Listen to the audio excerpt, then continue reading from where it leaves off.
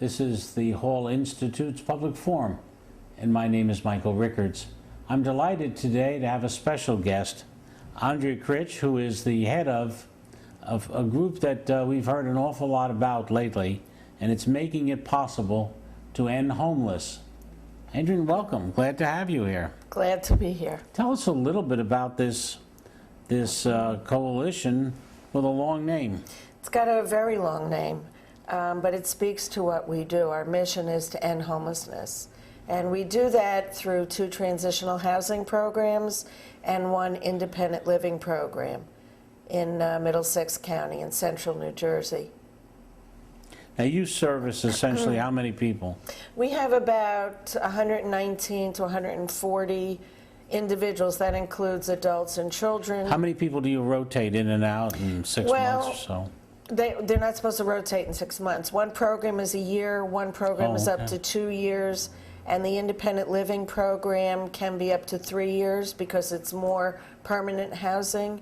And young women who age out of the state's foster care system can come in between the ages of 18 and 21.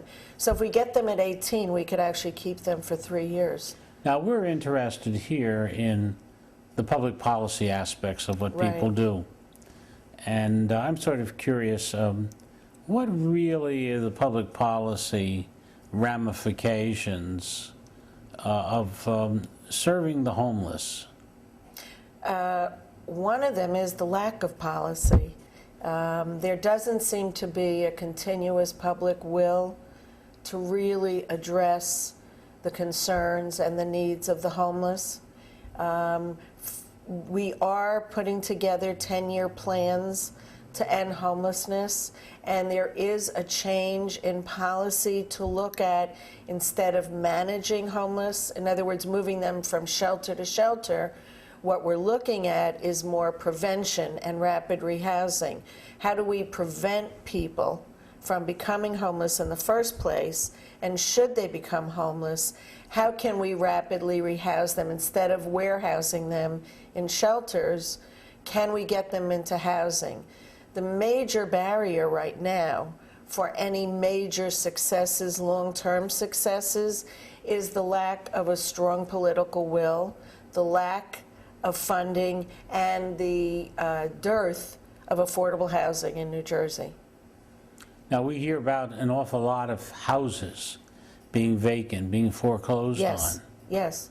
You have then large numbers of houses that are vacant, and you have other large numbers of people who desperately need housing. Can we get them together?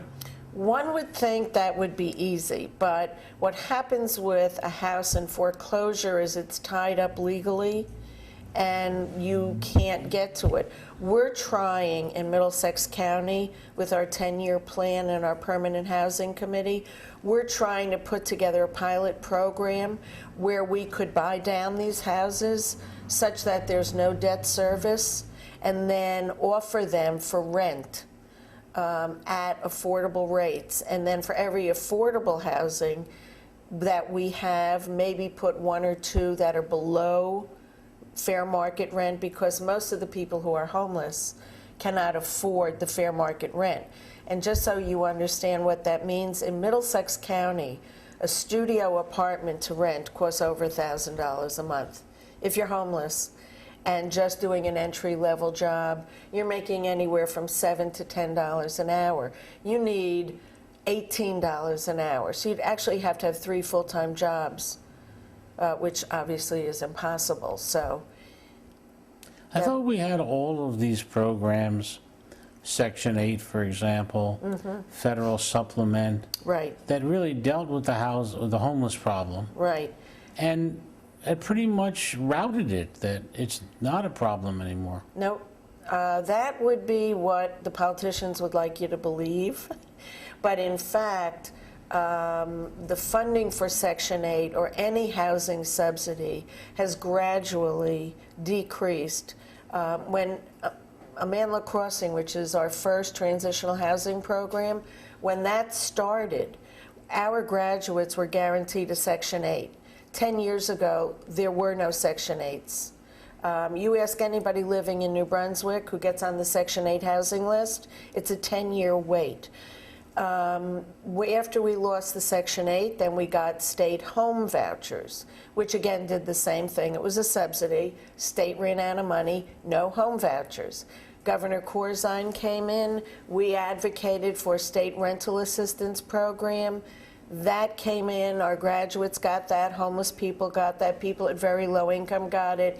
It is now going out of business because nobody does the kind of funding and planning for long-term sustainability. It's a very expensive program, and people assume that a Section 8, which is usually, well, a state rental assistance voucher is a 5-year voucher. And when that 5 years is up, the thought is that someone would earn enough money that they could afford their own rent. Nobody anticipated the huge downturn in the economy. Yeah. And people can't get off assistance in a bad economy when the rents are going up, the jobs are disappearing, and so you have people that are caught between the economy, loss of housing, and then you get a whole new market of homeless. Now, in New York State, they have something called Mitchell-Lama, which essentially deals with the question of homeless. And you're saying we really don't have it. And I couldn't help but notice that your group is basically county-driven, county-oriented. Is there a statewide voice for that? Yes, there is. And I happen homeless? to be on the board of the New Jersey Advocacy Network to End Homelessness. So I'm in Trenton a lot, and the group is in Trenton. We are organizing, we are advocating. Sometimes it just feels like we're like Sisyphus. We're going up that hill and the rock keeps falling back down on us.